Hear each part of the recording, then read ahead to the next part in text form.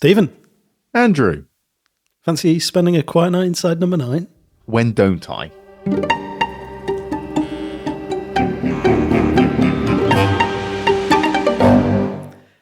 And so we carry on our flick through the scripts, series 4 to 6, episode, what are we on? 4 of series 4, is it? To Have and to Hold. No, 3. No, 4. Or is it 4? No, it is 4. You're right, it is 4. Yeah, 4. That's a good start. It was, wasn't it? Nothing like precision. Sorry, what is this? Have I got the wrong episode here? We're going back into a week earlier. What's removed? No, we are having and holding. We are.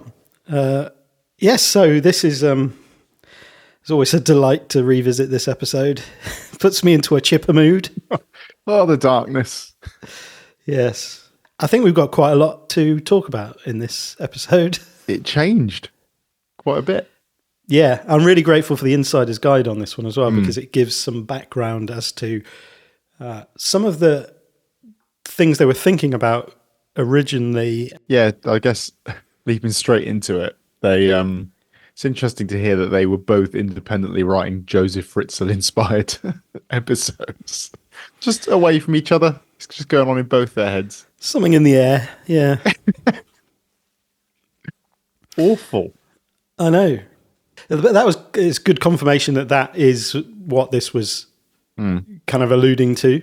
And there's talk about, because they're sort of treading cautiously around the subject matter a bit, because they say like this is kind of based on a true story, so we couldn't play too much of it for laughs, and so that was obviously a big tension or thing that they were thinking about when they were writing the character of Adrian, and thinking, how much do you like? Where are the laughs? Like, what is the humour in this? I thought that was what was interesting watching it. Was I feel like the scripted character is a little bit different to the filmed character.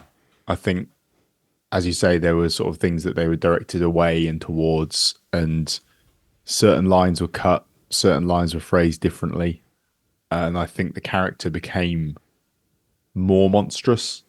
Mm-hmm. There was less of a chirpy side to him. Yeah.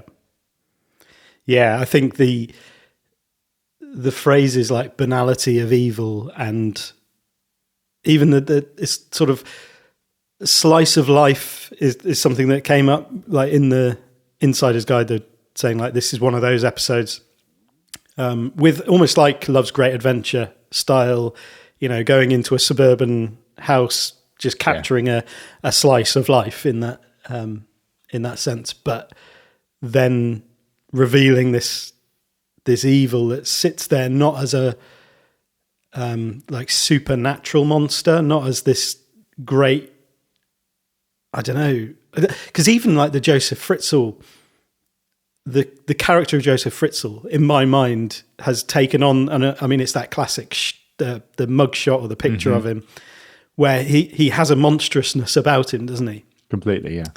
And I think they've managed to not even do that, but like to reveal Adrian as this. You kind of almost dehumanize it then, don't you? Yeah, you remove it away from reality, and so it's almost not as horrifying anymore. To when you put it's, I guess it's a similar kind of idea to not revealing the monster too early in films, and you want to leave some of it to your imagination, and because all you have is this quite detached but still regular guy, there's a certain amount of work that your brain's having to do, and you're not then there's no caricature at the end of it of just crazy guy. Yeah, exactly. Yeah. And it's this is a difficult one to re-engage the first time viewing like mind, because I can't, once you've watched the whole thing, you can't watch it without knowing how it. Yeah, exactly. You know what's going on beneath the surface of this house, and again, that must be so hard to write that in a way where you do want to keep that concealed until the reveal. and to even make Adrian a sympathetic character as much as possible, and to make you feel sorry for him, and to, it's just like, oh, he's just a bit pathetic and a bit boring and all of that stuff. His wife's cheated on him. Yeah. He's getting harassed by these phone calls, and there's just, you just feel, poor guy. And I can't remember if I did, because I don't feel that now when I'm watching it. No, you certainly don't. No. And we should say at this point that this episode is brought to you by Anna. Yeah, she found the link that I planted in the show notes for last week's episode, just as a bit of a sort of test to see, if anybody fancies supporting the creation of this podcast. Because I worked out last week that over the 4 years that we've been doing it, I've spent probably about between $700 and $800 just on hosting it. Okay. So I was like, maybe it's worth thinking about just giving people an option to maybe throw us a few £700 or $800. Yeah, it's not why we do it, but yeah, if you fancy sort of supporting us, if you like it and you'd like to support it financially, then there'll be a little link to a PayPal donation page in the show notes. In the show notes. Remember, if I remember to put it there. You're going to forget to put that one in there. If you don't find it, it's in last week's. But yeah, massive thank you to Anna for finding that and for thank you making this week's episode possible. It was touch and go for a Yeah. So let's get into it. So we start with Exeter National Suburban House Day. Hey! What day? That was something that Anna suggested, that we need to have a specified holiday for the podcast that is International something day. And Exeter National Suburban House Day seems as good as any. I like Exeter National Suburban House Day. Yeah. And International Insert Day. That sounds like a bit of a, oh, hello. Too soon on the Newman. What about the row of suburban semis that Harriet, late 40s, is lifting bags of shopping from the boot of her car? Pot noodles not mentioned. No. There's a big tray of them. It's right from the off, things change. And like I said, there seems to be some shifting in character building. Because they've got a lot of building to do in half an hour. It always amazes me how much character they end up building. Yeah. There's a lot of moving stuff around, shifting it. But there's just some little things I noticed around. I didn't notice the melancholic sigh that we were given, or we were promised by the script. Oh yeah, I know. Yeah, because I went back and I tried again. I was like, hey, is it there? There is no. I was expecting like a really over exaggerated. Yeah. Nothing. No. There's quite a lot of those sort of directions that are not quite. I'm guessing once they started filming it, they got a feel for, no, actually that doesn't quite work. And there's a lot more of that than we've had in all of the previous 3 episodes in this series, which I think we've talked about the fact that they were probably more tightly scripted because they had to be. So like Zanzibar, Bernie Clifton, they've got those set pieces. They know what they're doing with those. And then once removed. Actually, that's really true. I guess once removed, if you're filming in 10-minute chunks, there's not a lot of space for anything to drift, is there? Whereas if you've got these longer set pieces that you don't necessarily have quite as much of an idea of how long they're going to last, then I guess there is more room for things to be shifted. And they're creating sort of a sense of reality in this. And so I guess when you're scripting, you'll be thinking, that would work as the way that these characters are engaging with each other and interacting. And then once you get onto set and you start to like actually play it out, you'll be thinking, no, because there's some lines that don't get cut, which is quite an irritating way to go through the script. Was oh right, there's this whole chunk that's missing. Cut, scribble it out, and then there it is. They've put it in later on, like a little bit further down the page. And I guess when you're sort of hashing out, okay, that works. That would be more realistic if that line came here, or if there wasn't actually a sigh or whatever. I think also the idea of that sigh is kind of suggesting that he's deeply unhappy in his marriage, and I don't think he's got any right to be sitting there sighing about his lot, because underneath all this, whatever she's done, multiply it by factors of 10. Quite.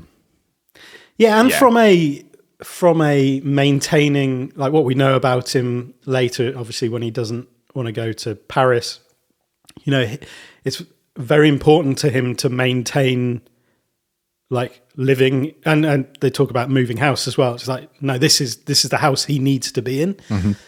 So for him to be sort of, I don't know, melancholically engaging with life and being like, oh, I'm really sad or whatever. It's like, actually, that puts this situation at risk. So you need to somehow maintain the flow of this marriage. And that's the thing. Everything is very matter of fact for him. But it is literally just maintaining. You see it all the way through the script. He is doing the bare minimum to keep this still just about okay. Yeah. When they're talking about the wedding vows in this section, I just found it bizarre that he's talking about how he doesn't want to spend a fortune, and that's his justification for not writing some vows. Yeah. Like that those two things don't connect together at all. This is the free bit that you can do. The thing that she wants the most is for you to write something you mean and you care about. That costs literally nothing. Oh, that vow scene is it's torturous. Yeah. And there was some bits in there about that were cut out. Yeah. While they were talking about those vows, some lines that I thought that were quite important. They cut laughter and tears, joy and sorrow. Mm-hmm. I will be your supporter, your confidant, your lover, and your best friend. Gone. Yeah. It's almost she's massively detached as well. Like and the line of I do mean this every word that she says in the script, and that's been taken out. It just feels like they almost felt the need to strip this back from both parts. Now, I don't know what reason she has to try and keep this together, apart from she loves him. But it doesn't feel like she's got a lot of reason to stick around. Because that line, because in the script it says, "I know that you love me, and you know I love you." They've swapped those two around, and it changes the tone. Mm-hmm. It's a really interesting little switcheroo, because it ends up being, "You know I love you, I know you love me." Yeah. I don't know how it's maybe in the delivery as well, but like, I don't know how that changes the tone, but it really, really does. It makes it sound so much less impassioned and less meaningful, and just more like words. Well, yeah, and I think that's important, and it's when the going back to his jigsaw bit, and her saying, "You're dying to get back to your jigsaw, aren't you?" And then it says that he kisses her hand. That little exchange there suggests that there's some empathy from her part, that's his quirky thing that he just loves to do, and she understands that he really wants to get back to it. He's still got that affection, which he absolutely 100% doesn't. Mm-hmm. It's almost like they've decided, no, we need to make this worse. We need to make this feel more fraught, because the words are saying it's fraught, and there's a suggestion it's all quite fraught, yet there are these little affectionate nuances and things that suggest that there's more to this marriage than actually we probably want there to be. Mm-hmm. Yeah. That's a really good point. There's loads of those little bits that, because even just earlier when he's talking about if he's working this weekend, Yeah. and he says it'll be on the calendar, and Harriet says, "Can't you just tell me?" Yeah. And it's like, again, there's probably too much. That's too much antagonism in terms of like you are threatening this situation. In terms of Harriet's presence there, because I suppose that comes with the fact he doesn't really want her working. Obviously, that her co-worker, the affair with her co-worker is part of that. But then, there's I suppose because she doesn't want him doing anything other than photography either, does she? Because she says she's not a massive fan of that. She doesn't like the way he goes about that. But when he says he'll get another job or something, she's like, "Oh no, don't! Like this is what you love." Something like that.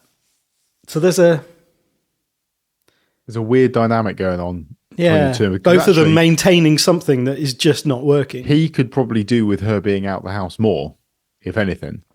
Really. Like that to say true. He doesn't want her going out and doing more work. He probably should. Ideally, night shifts. Something when she's going to be out of the house a lot. That is very true. So then we go down into the dark room, don't we? Yeah, in the night when he's got up. And there was a chunk in here where they're talking about kids. Again, there's a funny little joke about calling the kid Diesel. Yeah. Because people think of jeans when they hear Levi. All right then, Diesel. It's too funny. It's too quick and witty for him. He's not that guy at all. And even I know there was a bit in the book about not playing it for laughs and really trying to be careful about how this episode was delivered. Which is weird. Something you said before we started recording about how darkly humorous some of their characters go. Yeah. But even lines like that, that's not, I don't think putting that line in is playing it for laughs. Like that's not a laugh out loud, outrageous jeans joke. It's just you're over-humanizing. And I know you don't want to go too far down the monster route because, like you said with Fritzl, it kind of takes away some of the horror a little bit because you can just detach it and go, well, that's not a human being. That's just an evil thing that's done that. But at the same time, you don't want to create this character that's a bit jolly and witty, and he's not. He's bleak. He's a dark man. Yeah. They also swap out the 5-2 diet for the Atkins. Oh, do they? Yeah. I think Atkins is more likely for him, isn't it? Can't remember. What's the... Oh, yeah, it's the dream. I couldn't sleep, I had a bad dream. Mm-hmm. Oh, not John Prescott and the cream eggs again. No, that was just when I was on the 5-2. But actually, that's, I guess, actually, no, that's quite funny. Yeah. Maybe that's one of the bits that was, too much. Yeah. But that was in the episode. Yeah. But because it's Harriet that says, "Oh, not John Prescott and the cream," and it works really well there because she's so straight in the way that she asks that question, and so even that you can imagine, like most people finding that really funny. I had a dream about John Prescott and cream eggs. I'm guessing that's a reference to John Prescott being pelted with eggs. Egged, yeah. Yeah, he got egged. And he lamped the guy that did it. That's it, yeah. Or 2 jabs. Yeah. But the fact that is a conversation that's just a really deadly serious conversation between the two of them. It's like, oh, it's John Prescott and the cream eggs. No, that was just when I was on the Atkins diet. Oh, okay. And then they go on to talk about how bad it is with the money situation. Yeah. Got a lot of red bills. Everything's red down here, darling. Yeah, which is a joke. That But is a then joke, he says, that's not funny. I'm supposed to be the provider. so there was a big change in the darkroom scene. Photo. So they're talking about her going back to work. And she's talking about going back and doing some work, but only with Sue. And saying you'd have to trust me. And she'd only been seeing Sue, and then he pulls out a photo of she's having lunch with him. Oh, he's taken a photo. He's stalked her. So he says only with Sue, and he says only with Sue, and then the camera cuts to the pan where he's developing the thing, and the picture is of her having lunch with a guy. Ah. So how did I miss that? Totally missed that. I don't know, because the music changes and it all goes very dark. Yeah. And so there's that. That's what not mentioned, because it was after he's talking about the phone calls. He said that's what all the phone calls are about, are they? You're back in she contact. says only with Sue. It's only with Sue. He says, only with Sue. And that's because that's moved from earlier in the scene in the script to the end of the scene. And they've added a bit about, she wants a fresh start, and that's why she wanted to renew their vows. Yeah. So she says, you followed me. So. Oh, she says that? Yeah. How have I missed that? you managed to miss a serious chunk out here. I'm like watching something else of that. That's so weird. Because I thought that was quite a big deal that had appeared. But then again, that's a weird thing to do when in the context of what we were talking about of him maintaining and him doing this and going after her and following her is just another level of awfulness considering what he's getting up to. So he's doing this, he's creating this situation. I mean, she's no saint here. She's off playing away and doing her thing, and that's awful. But for him to, in the context of what he's getting up to while her back's turned down in the basement, to be following her around with a camera, developing photos in front of her to try and really make her guilty, I think it's an odd move. Because he's like, well, okay, then should we just leave this? Shall I leave? Maybe I'll leave. Does he want her to leave? That's so interesting, isn't it? Yeah. Yeah, because it changes from her or from Adrian saying, I love you too, and Harry, I do trust you. He doesn't. Because obviously you can't have that. That needs to go because he's following and taking pictures of her.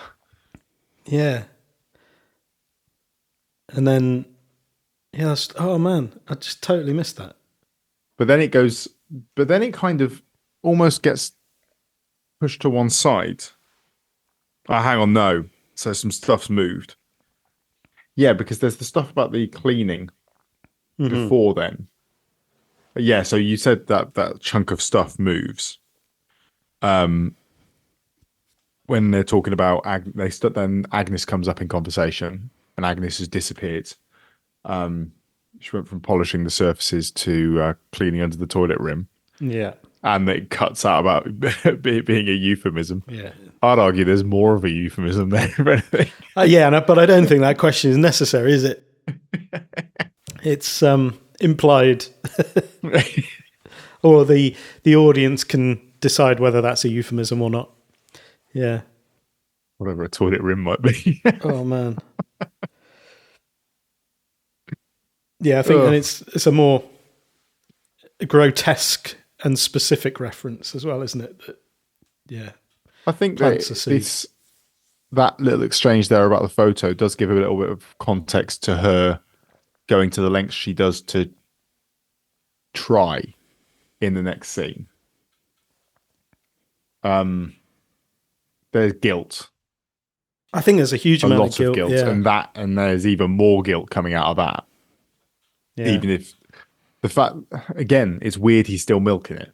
It's weird that he's still pushing it as a thing, because they're they're both so unhappy that it just feels like you might as well leave. Yeah. Yeah, it's like properly flogging a dead horse. Yes. And flogging a dead horse is a very accurate description, I think, of what happens in the next scene. Yeah. There's a big chunk.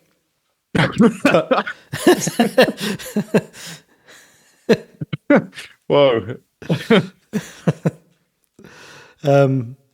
Yeah, a big bit.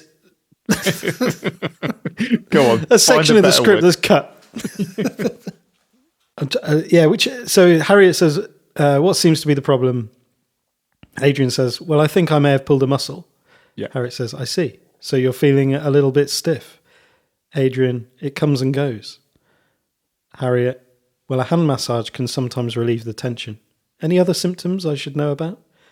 Adrian, well, I've got a bit of athlete's foot. Harriet, well, that's not very sexy, is it, Mr. Shafter? Adrian, sorry, no. I was thinking of toe job, but it doesn't really. Forget it. Can we close the curtains?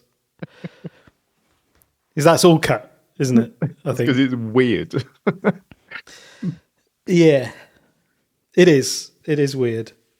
I think the athlete's foot bit, like, there's probably like the potential for, again, if you're setting him up as that character who's just like, so like, oh, you've just ruined this moment completely. But that implies a certain amount of just bumbling fool.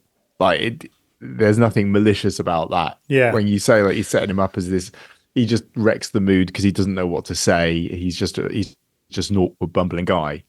But he does know what to say. As opposed to the guy who is going to finish this scene, go downstairs and rape someone, essentially. Yes. Yeah. Yes. He's that guy. Mm-hmm. Yeah, that is true. This episode. Oh. This episode, yeah. Again, there's throwaway lines about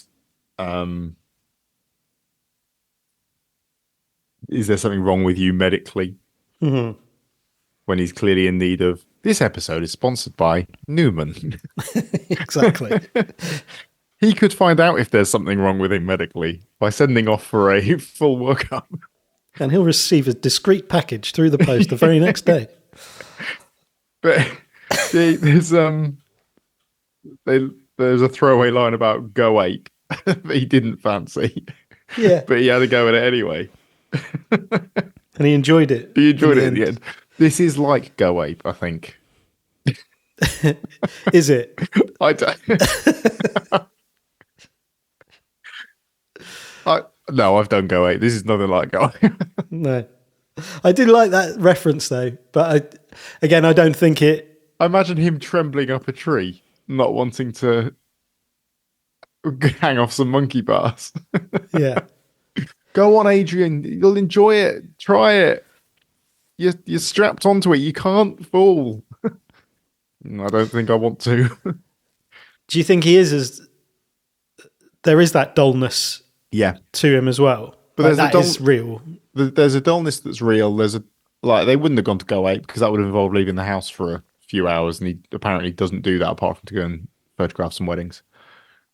That's too adventurous for him to leave the house to go and do Go Ape. Yeah. He's not doing Go Ape.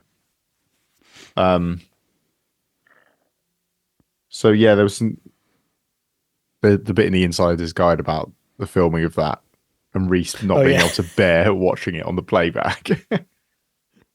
He had the idea of a little device, didn't he, that give Nicola Walker something to hold on to. Yeah, was it a sock? Oh man. Yeah. And it goes on a little bit longer than anyone wanted. Yeah. To be fair, she did very well there. She did great, yeah.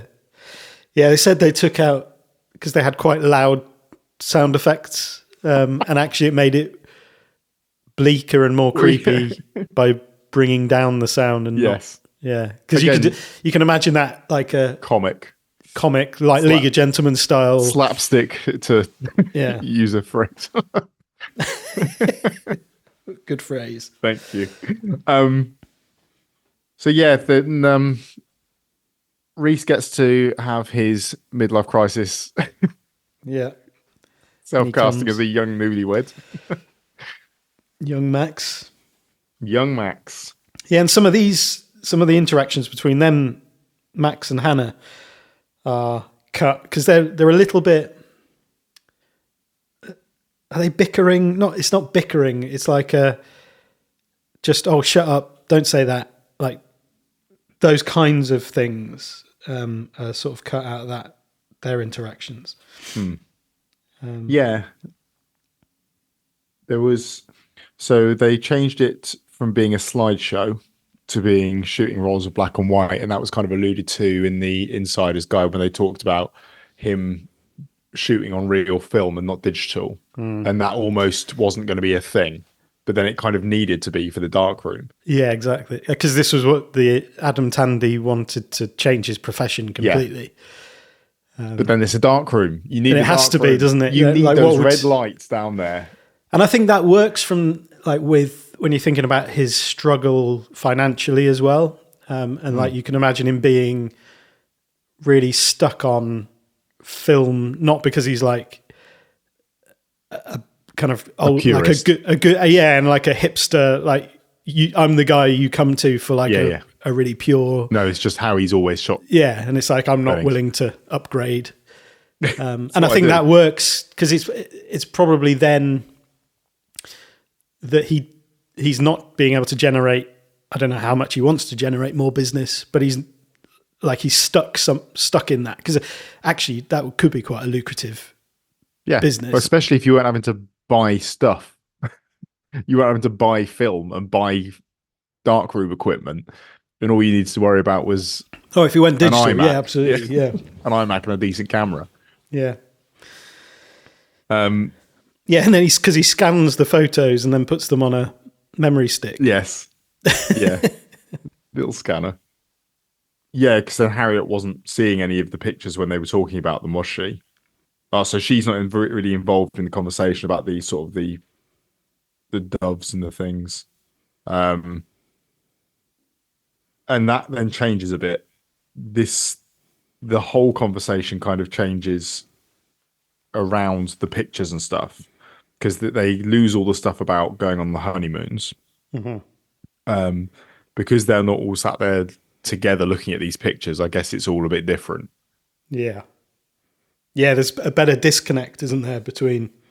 Yes, because it almost represents the fact that Harriet is, Adrian's off photographing other people's happy relationships. And that's what she says, isn't it? There's a line added in that wasn't in the script that was he's great with other people's marriages. Mm-hmm. Yeah. And then this is like she's looking at him like talking about these photos to this couple and she can't see them and there's a disconnect there. And actually it's quite a good symbolic representation of him having that separate vibe. Yeah.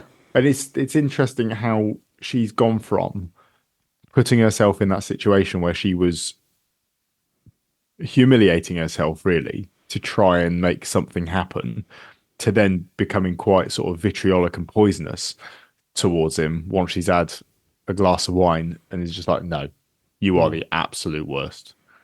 You couldn't care any less, especially after she's just accused him of planning the whole appointment, knowing that it was going to be coming. I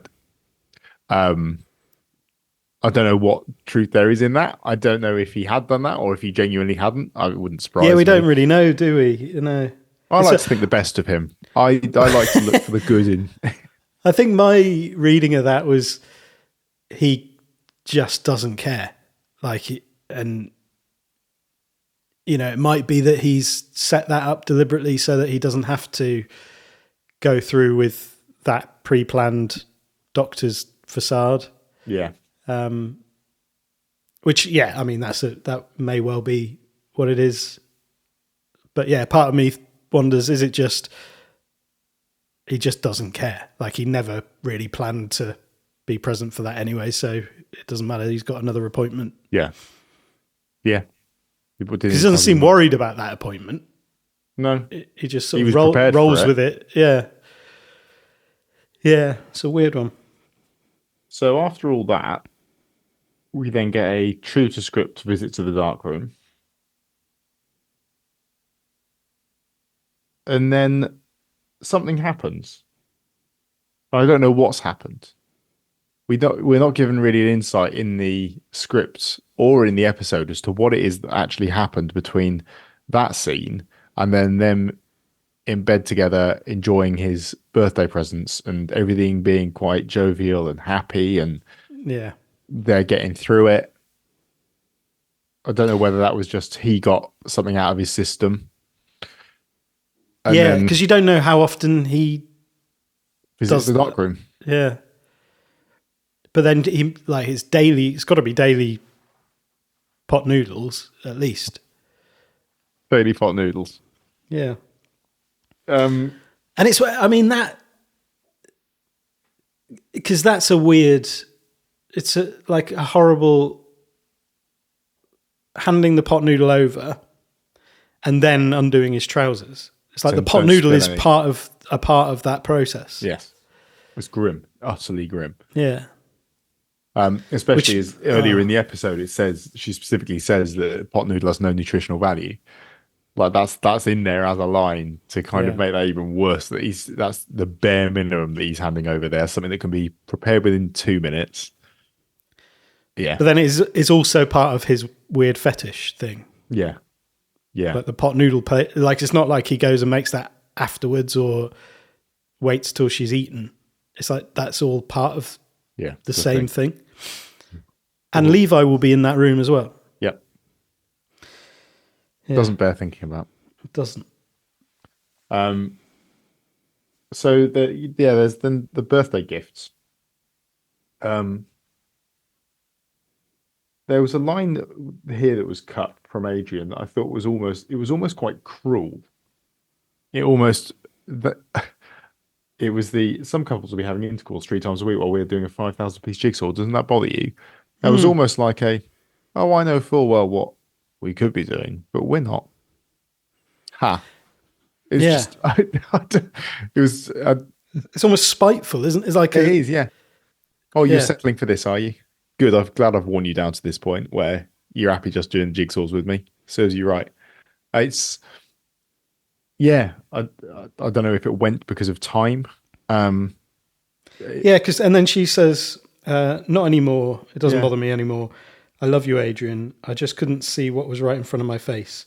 A marriage is about give and take. I wanted it all on my own terms, and that's not love. You've got to give the other person, Adrian butts in with, freedom. Yeah. Harriet, yes, room to breathe. That's what you've always done for me, so thank you. Adrian smiles. It's, yeah, an odd, again, but it feels like that doesn't just, what's just happened there doesn't describe any give and take at all. There's no compromise going on at all. It's he wants to do puzzles. We're doing puzzles. Yeah. He doesn't want to do that 3 times a week. They're not doing that 3 times a week. They're doing puzzles. It's, yeah. But Which may be the indication of how often he's going down to the basement for yes. that. Yeah. Now, a new pot noodle to try. The Bombay Bad Boy. There was something added in that I was quite interested by when he jumped down the stairs and he's lying on the floor and she finds him and he says, sorry, while he's lying there. Which I thought was odd. It's almost like that moment he's realized how awful this whole thing is. It's a funny one. Yeah. There's like some rehumanizing going on suddenly. And because and we've probably talked about it in the original episode, like what happens that Agnes gets discovered? Well, yeah. And that's a big change at the end of this as well. Agnes's attitude to this whole thing. Yeah. Totally different. Is very different. Yeah, because in the script she wants him to go through what she went through. yeah. Whereas So she wants him alive. In the script, she said, "Why don't you let him die?" Didn't she? No, the other way around. Yeah, in the script, she wishes that it's like, I just want him to go through, as if it's her choice that he's in there. Yeah. Yes. Whereas they filmed it as, she wishes he'd been left to die, which makes more sense. It makes more sense, but that makes Harriet seem really horrific. Yeah. Yeah, but you know what? She's been trapped in this horrendous. She's decided that she wants him to live as she's lived, which is trapped in this situation with no say in what goes on at all. And she now has the power, I guess, in the marriage that she didn't have previously. The fact that they send Levi down with the food is horrendous. Mm-hmm. Absolutely horrendous. Like, what the hell? Especially after you've just said, he's going to have been in the room at the time, isn't he? He's going to have seen all of that. Exactly. And it's for 9 years. Yeah. Oh, horrendous. And that, because I was watching it with the subtitles on, and it just says, when Agnes is talking to Levi, it says, speaks in you want to give Daddy his food. Yeah. But it doesn't say you want to give. That's weird, isn't it? So I did wonder if it came up on the subtitles. It didn't show because I didn't have them on. But they don't subtitle it at all. It just says speaks in own language. I guess they want the reveal at the end, don't they? Because I suppose the reveal is implicit rather than explicit. Isn't it? In the first place, we're led to believe that he died, aren't we? No, we don't see anything. She has the conversation with Max and Harriet about him dying. Yeah. And so at that point, we think he's just died, and maybe the cleaner got out because they were found. Mm-hmm. I'm assuming they were found because he was running around like a maniac with his keys out. They're like, well, what the hell are these for? Oh, look. Is that did he have his keys in his hand when he fell down? He was just in a massive faffing panic, wasn't he? And he got stuff out and things. So I think the keys must have just been left out as part of that. But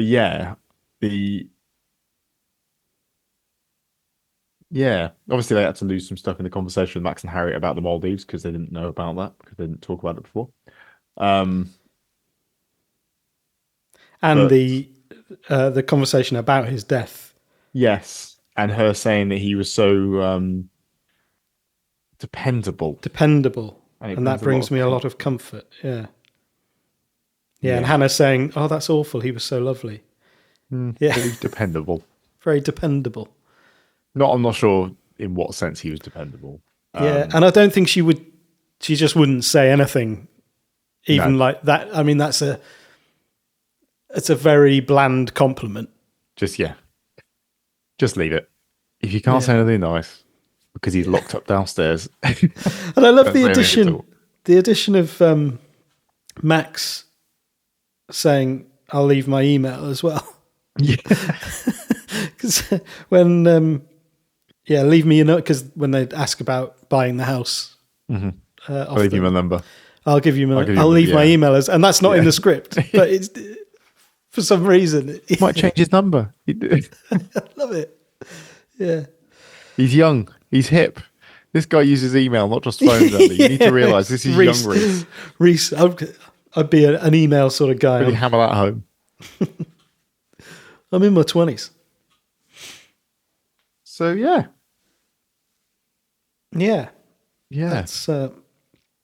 That's that one.